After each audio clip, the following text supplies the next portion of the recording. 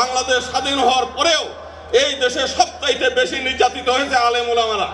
এবং আমরা দেখেছি যে যতগুলো হিন্দুদের বাড়ি হামলা হয়েছে, লুটপাট হয়েছে, অগ্নিসংযোগ করেছে, সবই করেছে আওয়ামী লীগ, কিন্তু দায় পড়েছে, তারা কৌশলগতভাবে দায় দিয়েছে ইসলামী বিষয়ের উপরে। আজকে আমরা চাই যে আমাদের মাঝে সেই ব্যক্তিটা আছেন। বাংলাদেশে 1947 সালে ভারত ভাগ হয়েছিল দ্বিজাতি তত্ত্বের ভিত্তিতে, এবং এই ভূখণ্ড পরিচালিত হওয়ার কথা ছিল ধর্মীয়ভাবে, অথচ বাংলাদেশ স্বাধীন হওয়ার পরেও এই দেশে সবচাইতে বেশি নির্যাতিত হয়েছে আলেম ওলামারা। এবং আমরা দেখেছি যে যতগুলো হিন্দুদের বাড়ি হামলা হয়েছে, লুটপাট হয়েছে, অগ্নিসংযোগ করেছে, সবই করেছে আওয়ামী লীগ, কিন্তু দায় পড়েছে, তারা কৌশলগতভাবে দায় দিয়েছে ইসলামী বিষয়ের উপরে।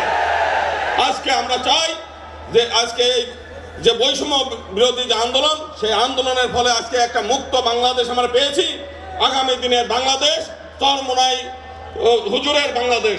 এবং আমরা চাই যে আগামী দিনে ইসলামী আন্দোলন সহ যারা বাংলাদেশের ধর্মীয় নেতৃবৃন্দ আছে তাদের মাধ্যমে এই দেশ পরিচালিত হবে, এবং সেটা হলেই বাংলাদেশের যে সমস্ত মাইনরিটি সমাজ আছে তারা শান্তিপূর্ণভাবে নিরাপত্তা নিয়ে বসবাস করতে পারবে।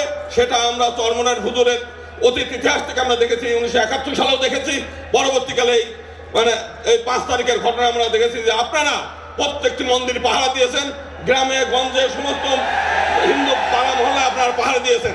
সেজন্য সমগ্র হিন্দু সমাজ আপনাদের কাছে কৃতজ্ঞ। আমরা চাই আগামী দিনে আপনাদের মাধ্যমে এই দেশ পরিচালিত হবে, তবেই আমরা একটা সুখী, সমৃদ্ধিশীল এবং অসাম্প্রদায়িক বাংলাদেশ পাবো। ধন্যবাদ সবাইকে।